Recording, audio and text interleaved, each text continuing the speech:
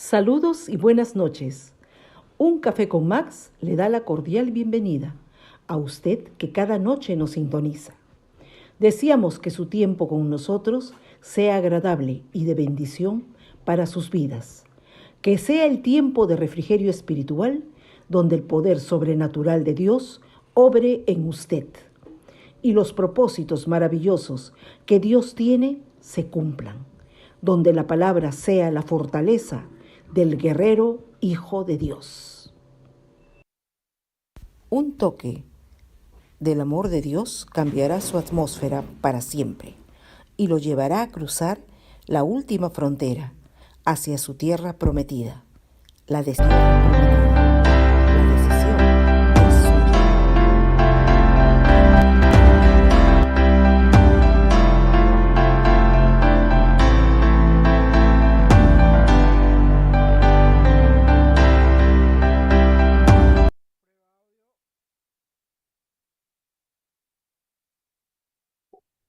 Pero tengo problemas acá, Caleb.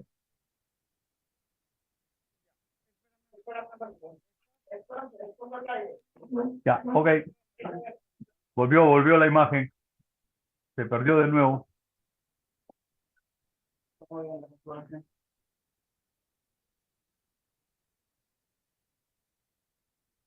Ok, gracias, Caleb. Felizmente tengo un ingeniero acá que está a mi lado. Si no, frito pescadito. No la haría. Muy buenas noches, familia. Qué bendición poder juntarnos aquí. Rocío, Juan, Emilio, Mónica, Villón. Mi querido Willy desde Texas, desde los United, que pronto estará también con nosotros. Él viene para el retiro de 3 días. Willy Arce es un pastor de Costa Rica, pero radica en Texas, Estados Unidos, pero viene para el retiro de varones. Él fue el que trajo el primer retiro número 1 a Perú. Yo participé de ahí como candidato y lo que realmente ellos hicieron con 14 gringos más fue algo impresionante, ¿no? De tal manera que cuando nosotros, cualquiera de nosotros hace las cosas con excelencia, ¿no? Sin importar la posición, el cargo, el título, digamos que la trinchera donde te toca servir, sino lo que importa es la grandeza que tú puedas poner en esa función que estás cumpliendo.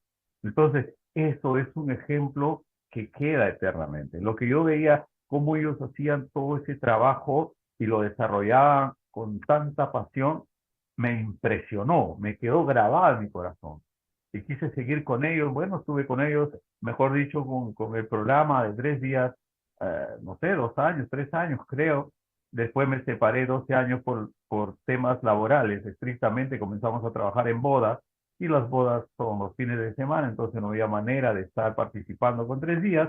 Entonces, y luego después de 12 años yo ya no estoy trabajando en bodas, ¿no? Entonces, se nos da la oportunidad de poder servir en este retiro. Caleb y yo estamos animados, estamos motivando a la gente para que hagamos un servicio de excelencia. Al menos nuestra visión es esa. En 2 semanas, retiro de damas, ¿no? Esperamos que todo vaya bien también, que todo esté en orden, que todo funcione como ustedes lo han planificado.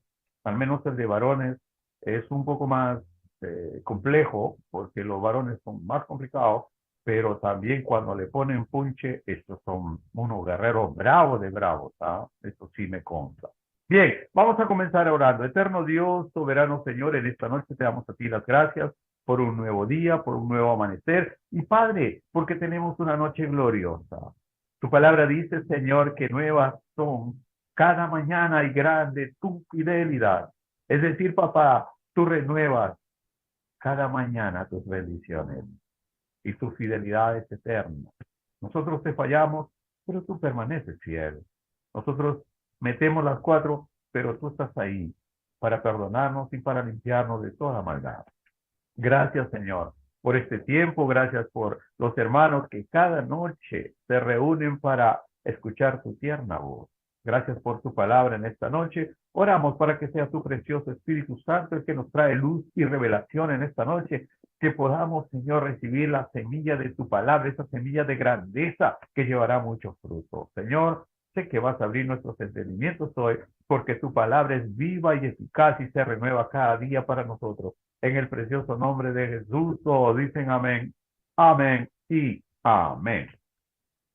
Saben que todos tenemos una historia, ¿verdad? Todos, algunos nos gustan unas historias, unos cuentos de la familia, de cómo hemos crecido, de cómo nuestros padres migraron, en fin, ¿no? Entonces, son a base de historias, somos hechos de historia, ¿no? Entonces, cuando nos cuentan esas historias, entonces nosotros, digamos que mantenemos esa línea familiar, ¿no? Cuando nos cuentan algo de la familia. Ahora, por ejemplo, el Señor Jesús, al comenzar su ministerio, él comenzó usando parábolas.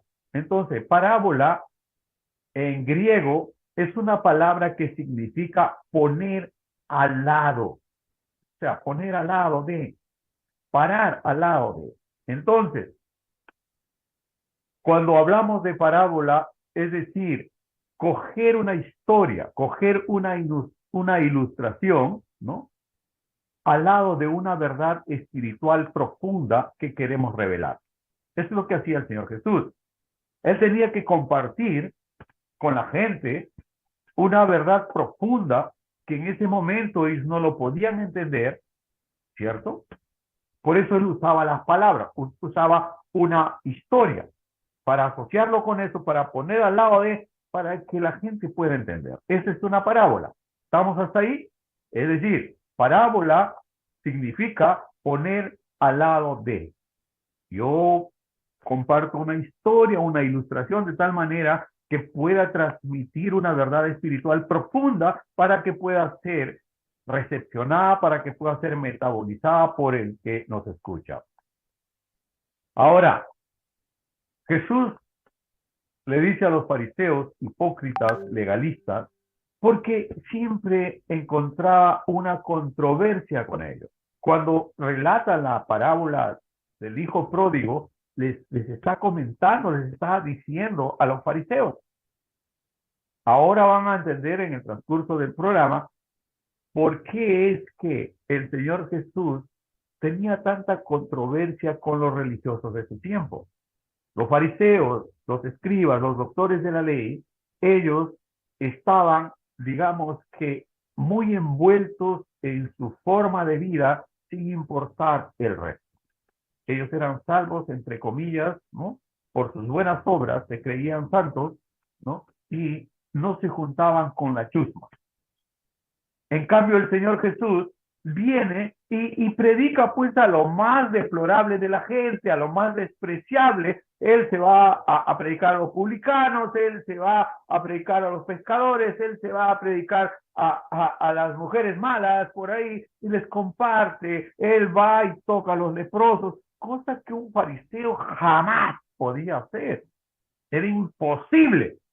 Imagínate sentar a la casa de un publicano para comer. El fariseo no lo iba a hacer ni a balazos, no se iba a contaminar, olvídalo, ¿no? Y cuando veían al Señor Jesús comiendo con ellos, entonces los fariseos, ¡ah! No, no, no puede ser, ¿no? Entonces se asustaban, se escandalizaban, entonces querían matarlo. Ese es el problema. Ahora, siempre ha existido, amados hermanos, lo que yo llamo dos corrientes prosalvísticas. Eso lo llamo de esa manera. Digo, ¿por qué? Una es los fariseos, los religiosos, los fanáticos, ¿no? Que creen que por hacer buenas obras lograrán alcanzar la salvación. Y no se dan cuenta que estas personas están despreciando la verdadera fuente de salvación, que es el sacrificio de nuestro Señor Jesucristo en la cruz. O sea, ellos creen que por, digamos, que vestirse de una manera, que aprender el idioma cristianés, ¿no? Que andar así, ¿no? O sea, sin hacer ruido, no sé, ¿no? Entonces, ellos van a alcanzar la misericordia de Dios y van a ser salvos. Y no se dan cuenta que al tomar esta actitud, ellos están despreciando el sacrificio de Jesucristo. Ahora, la otra corriente es, así como nosotros que creemos firmemente que nuestro Señor Jesucristo fue el pago de nuestro rescate, fue nuestro pariente redentor, el que pagó por nosotros para liberarnos de la esclavitud del pecado, para sacarnos de las tinieblas a su luz admirable. Eso es lo que creemos, porque es lo que dice la Biblia. ¿Por qué? Porque dice que no hay otro nombre dado a los hombres en quien podamos ser salvos, solamente Jesucristo. El Señor Jesús dijo: yo soy el camino y la verdad y la vida, y nadie viene al Padre si no es por mí. También dice la palabra de Dios que no es por obras para que nadie se gloríe. Ay, que mira, que yo doy ofrenda, que yo doy diezmo, que yo hago caridad a los pobres, que yo llevo comida al menesteroso. El apóstol Pablo dijo: si yo conociera y supiera todos los misterios de la ciencia y no tengo amor, de nada me sirve. Vengo a ser como un metal que resuena, que hace ruido y nada más. Dice: si yo vendiera todos mis bienes para repartir a los pobres y no tengo amor, de nada me sirve. Si yo diera mi cuerpo para ser quemado y no tengo amor, de nada me sirve. Cuando se refiere al amor, ¿a quién se refiere? A Dios. Si no tengo a Dios, de nada me sirve, porque Dios es amor. ¿Me entiendes? De nada me sirve. O sea, todas tus obras son vanos. No sirven delante de Dios. Ahora, hay verdades profundas que tenemos que entender a través de la palabra de Dios. Todos han escuchado, todos han leído, todos saben de la parábola del hijo pródigo, ¿verdad? Todos ustedes, estudiantes bíblicos, lo saben, lo han leído muchas veces. Sin embargo, hoy vamos a ver algunos detalles que seguro, estoy segurísimo, porque conmigo sucedió, que han pasado por alto. O sea, cuando hablamos del hijo pródigo es, un hombre que tenía muchos bienes y tenía 2 hijos, ¿no? El menor de sus hijos dijo: dame todo mi dinero, mi billete, mi herencia, me voy. Me voy de este mugroso país. Estoy buscando una baby para dejarle todos mis bienes porque me voy de este mugroso país, ¿no? Ese es el hijo, el rebelde, el que se va. Luego él cae en la peor de las desgracias, ¿no? Y ahí en el fondo del basurero recapacita, reflexiona, dice: ¿qué estoy haciendo? O sea, es todo una historia de grandes contrastes. La parábola del hijo pródigo, a la que vamos a sumergirnos en estos instantes, mis hermanos, es una enseñanza espiritual donde se establecen tremendos contrastes. Por un lado, la grandeza, la opulencia de un hombre que tiene todo y tiene sus hijos ahí, que disfrutan y tienen de todo. Por otro lado, la miseria más aberrante de vivir con cerdos y querer comer los algarrobos de los cerdos. Por un lado, mis hermanos, ¿no?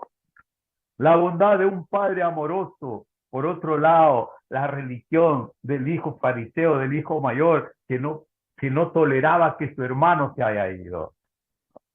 Por un lado, hermano, la arrogancia, la vanidad de un hijo que se rebela con su padre. Y del otro lado, la humildad con que él vuelve a su padre. Por un lado, la deshonra de un hombre honorable por parte de su hijo, una deshonra grave, pero por otro lado la bondad infinita de este padre para con su hijo. Es tremendo, eso es una parábola de muchos contrastes. ¿Saben qué?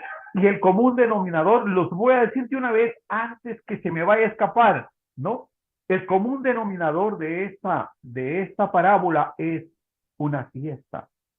Fíjense, en la parábola anterior, el Señor Jesús les comparte la parábola del buen pastor. Un pastor que tiene 100 ovejas, llega a un lugar, cuenta sus ovejas y solo hay 99 y le falta una, y vuelve por esa una oveja, por una sola oveja, hasta encontrarlo, y cuando vuelve, lo encuentra, lo carga entre sus hombros, lo trae, llama a sus amigos, a los otros pastores, y dice: hagamos fiesta, encontré mi oveja, hagamos una fiesta. En la otra parábola cuenta de una mujer que tenía 10 monedas de oro y pierde una moneda. Ella revolteó todo, volteó toda la casa, limpió todo, barrió todo. Finalmente encuentra esa moneda de oro, y cuando la encuentra, ¿saben qué hace? Llama a todas las viejas chismosas del barrio, todas sus amigas, y hacen una gran fiesta. Entonces, y en esta parábola de el hijo pródigo, también el Padre convoca una gran fiesta. Antes que se me vaya la revelación, guarda esta palabra en tu corazón. Hay fiesta en el cielo cuando un pecador se arrepiente. Es nuestro deber, amados hermanos, de ustedes y el mío, que nosotros sigamos manteniendo que en el cielo haya una fiesta continuada, que sigan llegando almas porque los ángeles hacen fiesta. Hay una gran algarabía en el cielo cuando un pecador se arrepiente. Qué tremendo, ¿verdad? Entonces, vamos a la palabra de una vez, que es la que sustenta nuestro comentario. Dice así en Lucas 15:11, para los fariseos que toman nota, hay unos fariseos que no toman nota y después se olvidan el mensaje. Vamos ahí, la palabra del Señor dice así, los leo. Lucas 15, versos 11 en adelante, dice, también dijo, está hablando el Señor Jesús, un hombre tenía 2 hijos. El menor de ellos dijo a su padre, Padre, dame la parte de los bienes que me corresponde, y los repartió los bienes. No muchos días después, juntándolo todo, el hijo menor se fue lejos a una provincia apartada y allí desperdició sus bienes viviendo perdidamente. El verso 14 dice, y cuando todo lo hubo malgastado, vino una gran hambre en aquella provincia y comenzó a faltarle. Verso 15, y fue y se arrimó a un ciudadano, ¿no?, de aquella tierra, el cual le envió a su hacienda para que apacentase cerdos. Y deseaba llenar su vientre de las algarrobas que comían los cerdos, pero nadie le daba.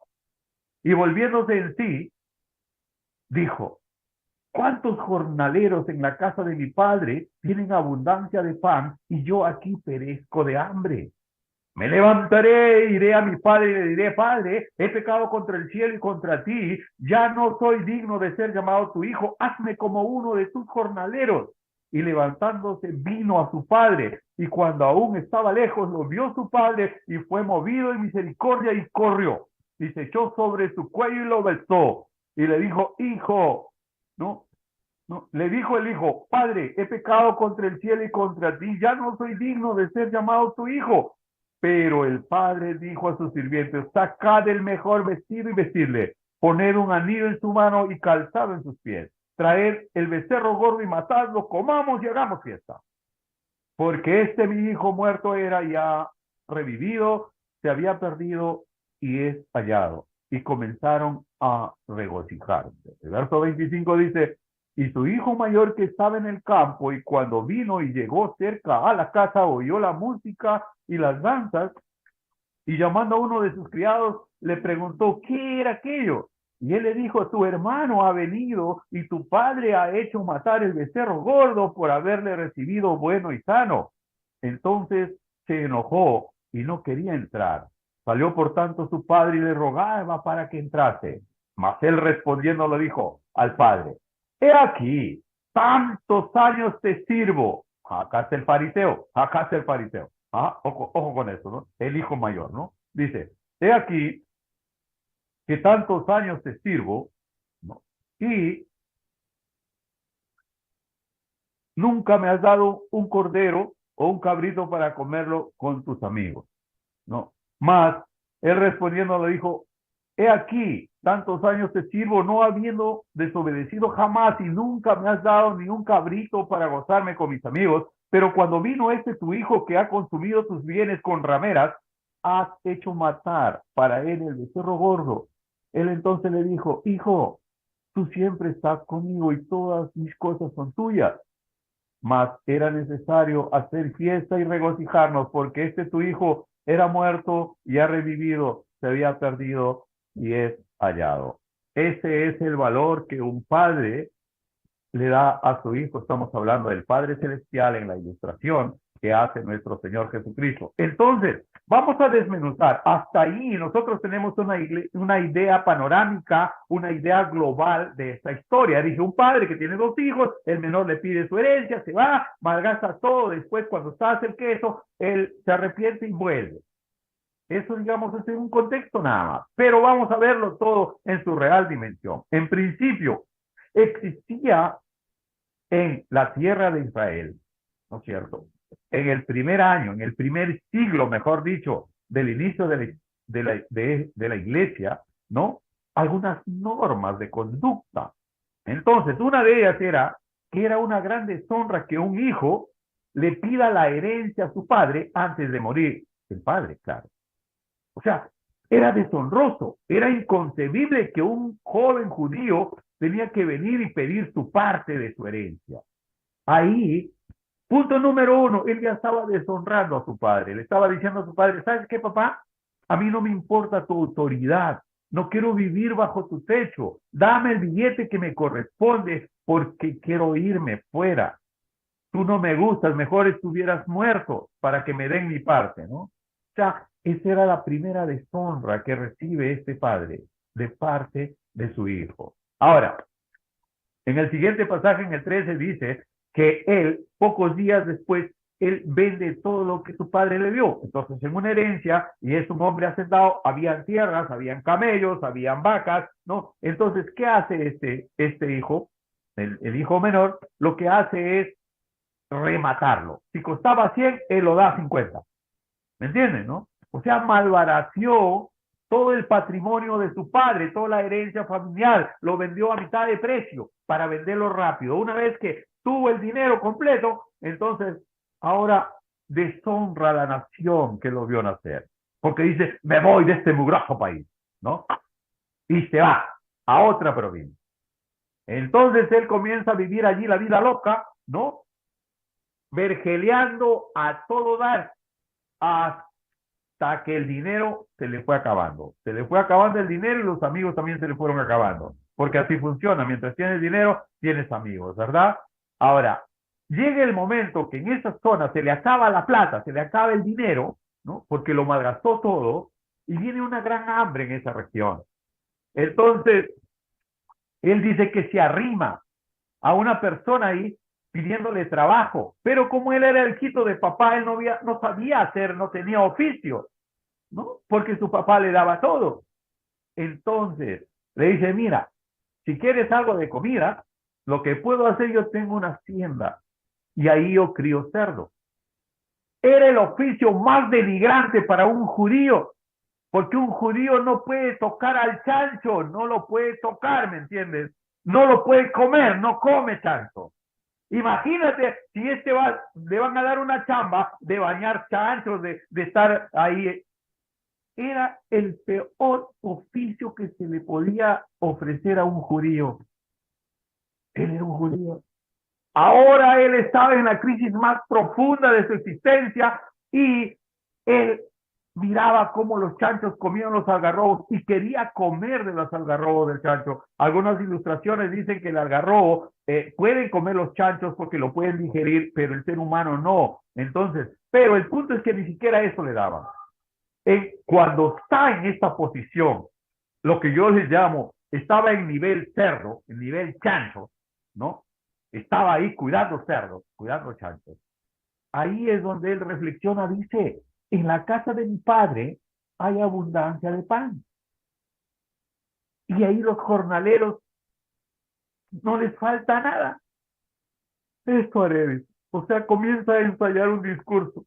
Volveré a casa de mi papá y les diré esto. Padre, he pecado contra el cielo y contra ti, no soy digno de ser llamado a tu hijo, trátame como uno de tus jornaleros y nada más. Si por ahí en toda mi vida, ganando el sueldo mínimo, pueda devolverte, pueda reintegrarte lo que yo malgasté. Entonces vuelve en sí él, deja los chanchos, deja todo y regresa a casa. Pero la historia dice que cuando su padre lo vio, como que su papá salía a la entrada del pueblo en el camino a las 6 de la tarde, esperando porque esa hora llegaban los viajeros, que un día de esos su hijo iba a venir. El padre siempre está esperando a sus hijos. El padre siempre está esperando por ti. Siempre tiene sus manos, sus brazos extendidos para ti. No importa si estás en nivel chancho, no importa lo mal, lo bajo que has caído. El hijo pródigo estaba en el nivel más bajo de la existencia, estaba en el fondo del basurero, ya no había a dónde caer más, cuidando cerdos, que era lo más denigrante para un judío. Entonces, de ahí él regresa, y cuando su padre lo ve de lejos, él, dice la Biblia, corrió. Eso era otra deshonra. ¿Por qué? Porque un caballero ilustre, un hombre de honor, como era su padre, ellos tenían sus túnicas largas, se vestían en ese tiempo hasta los tobillos.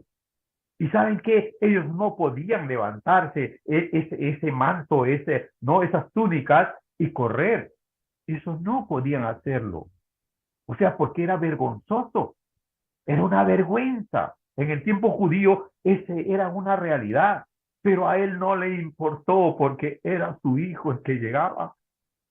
Dice que se levantó la túnica y corrió. Corrió, aquí está. Dice, movido en misericordia, y corrió y se echó sobre su cuello y le besó. No le importa si estaba oliendo a chancho, no le importó nada. Él corrió, menospreciando el oprobio, la vergüenza, la deshonra. Corrió hacia su hijo, la abrazó, lo besó, se abrazó de su cuello, ¿no?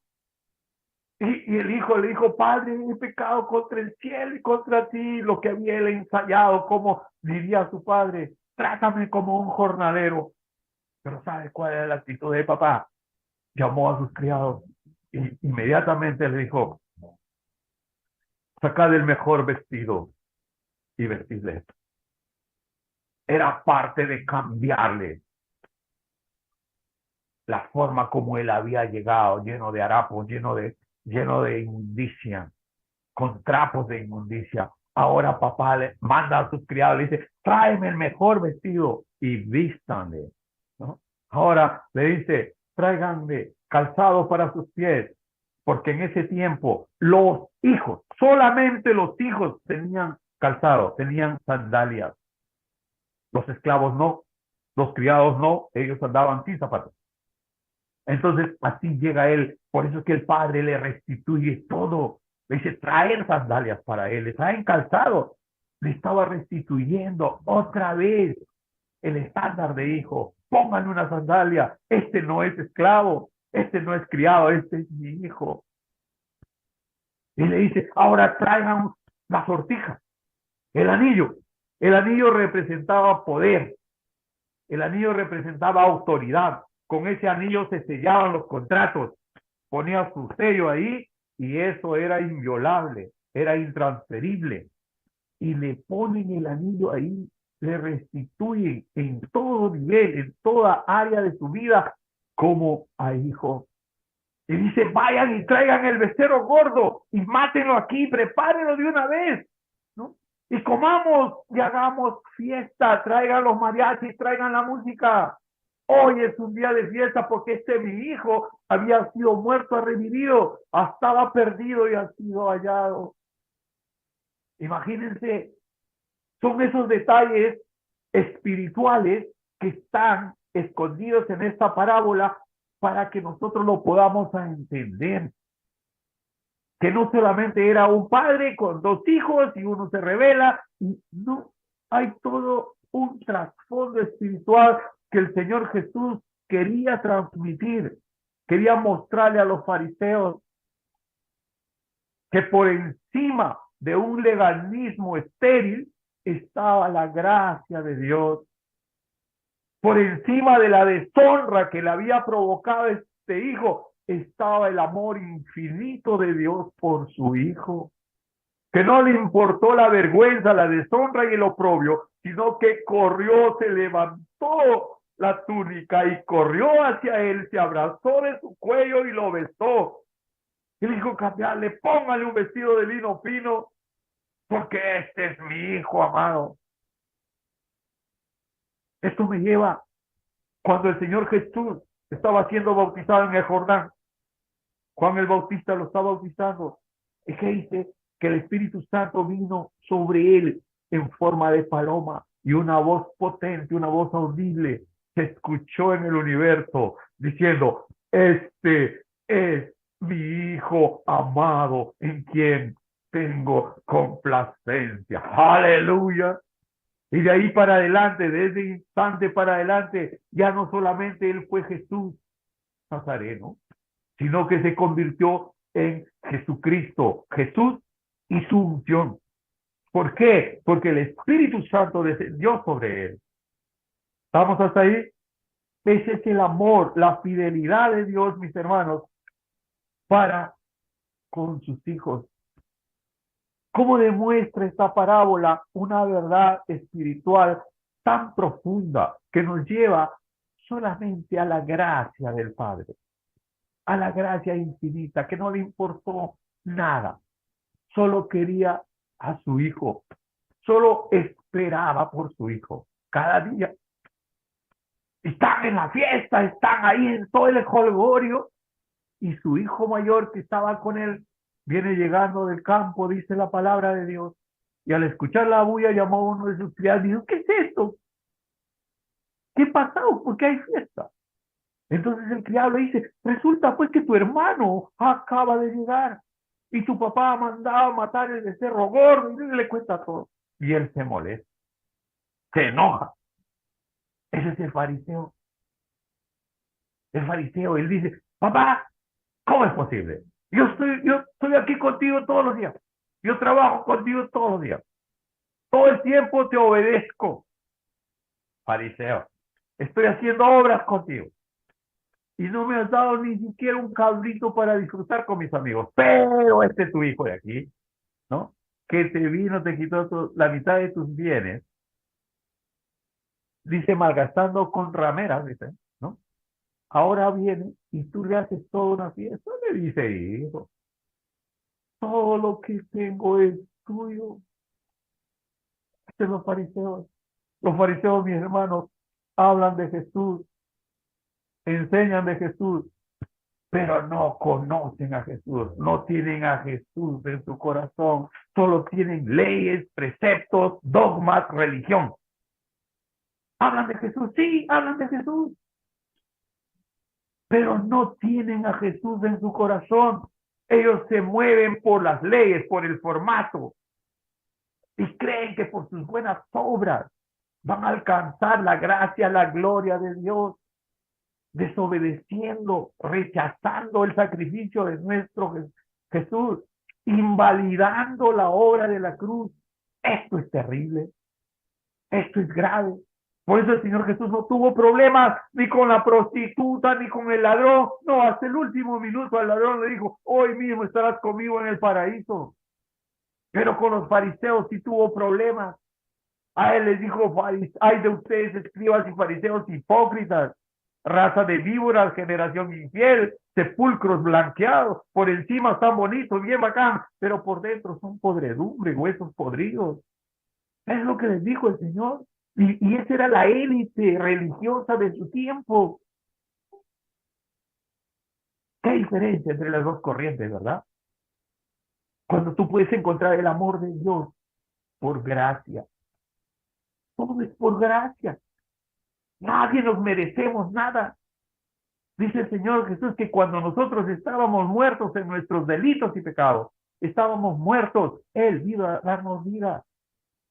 Pero no podemos pensar ni creer que por nuestras buenas obras nosotros vamos a ser justificados. Eso no es verdad. Y cualquiera que enseñe esas cosas es una secta falsa. Es un error. Es despreciar el sacrificio de nuestro Señor Jesucristo en una cruenta cruz. Y creer que por buenas obras, que por buenas actitudes, por donaciones, comprando indulgencias, vamos a ser salvos. No, amados hermanos. Ustedes son estudiantes bíblicos y tengo el deber de decirles la verdad. Todo es por gracia. Por gracia sois salvos por medio de la fe. Y esto no de vosotros, pues es un regalo de Dios. Es lo que dice la palabra del Señor. Amén. Guarde esa palabra en su corazón. No se deje influenciar por doctrinas de demonios, por fábulas, por cuentos. Si no está en la palabra de Dios, no existe, no vale. Si no está aquí, amado hermano, no lo reciba. No vaya atrás de esas personas, ¿no?, que están enseñando cosas raras últimamente. Si ellos quieren irse al infierno, pues que se vayan ellos, pero usted no vaya con ellos. Pero si ellos quieren irse con usted a la gloria de Dios, entonces que vengan. Así funciona la cosa. Amén. Si ellos quieren ser salvos, gloria a Dios, véngase para acá. Vamos ahí, concéntrese, ¿no? Conéctese con el café, que les va a dar fe. Así funciona acá. Porque yo veo algunos hermanos medio descafeinados por ahí. Le falta fe, ¿no? Entonces, amados hermanos, si la gente del mundo quiere perderse ya, pues ellos decidieron. Y las decisiones, hermanos amados, tienen consecuencias. Si usted decide a Jesucristo, está decidiendo por la vida eterna. Si usted decide por el legalismo, está abriéndose las puertas del infierno para devorarlo para siempre. Tenemos que entender esto con toda claridad. El Señor nos enseñó a través de parábolas, ¿no? Para que con estas ilustraciones, con estas historias, nosotros podamos entender esas verdades espirituales profundas que necesitamos para nuestro crecimiento espiritual. Así funciona, amados hermanos. Y le damos gracias a nuestro Señor por su palabra. Confío en el Señor que hayan recibido buena palabra en esta noche, buena semilla. Que el Señor haga crecer esa semilla en sus corazones y que pueda llevar mucho fruto para la gloria de Dios. Guarde esa palabra en su corazón, que hay fiesta en el cielo cuando un pecador se arrepiente. Y nosotros estamos en la obligación de hacer que esa fiesta en el cielo sea continuada, que vaya llegando mucha gente, muchas almas para la gloria de Dios, y que haya fiesta y más fiesta en el cielo, porque más almas llegan a la gloria de Dios, son rescatadas del infierno para una vida eterna. Es fabuloso, es maravilloso, es tremendo eso, que podamos ser parte de esto. El Señor Jesús, en el último mensaje que dio al ser humano, es ir por todo el mundo y predicar el evangelio a toda criatura. El que creyere y fuere bautizado será salvo, el que no creyere será condenado. Y estas señales seguirán a los que creen. En mi nombre echarán fuera demonios, hablarán otras lenguas, tomarán en sus manos serpientes, y si bebieren algo mortífero no les hará ningún daño. Sobre los enfermos pondrán sus manos y sanará. Es lo último, el último mensaje, la gran comisión, que es para ti y para mí también. Hagamos obras de misioneros, hagamos que la palabra de Dios, las buenas nuevas, el evangelio de Jesucristo, corra por este mundo. Porque no me avergüenzo del evangelio, dijo el apóstol Pablo, porque es poder de Dios para salvación, para vida eterna. Amados, que el Señor los bendiga. Como siempre, es un gran honor compartir con ustedes. Que Dios los bendiga rica y abundantemente. Que tengan una noche preciosa, una noche reparadora, una noche de paz y una vida sobrenatural en Cristo para la gloria de Dios. Si papá Dios lo permite, mañana en este mismo horario con una porción más de su preciosa palabra. El día viernes estará con nosotros Pastor Willy Arce compartiendo verdades tremendas del evangelio de nuestro Dios. Bendiciones, familia. Hasta mañana. Muy buenas noches. Gracias. Aleluya.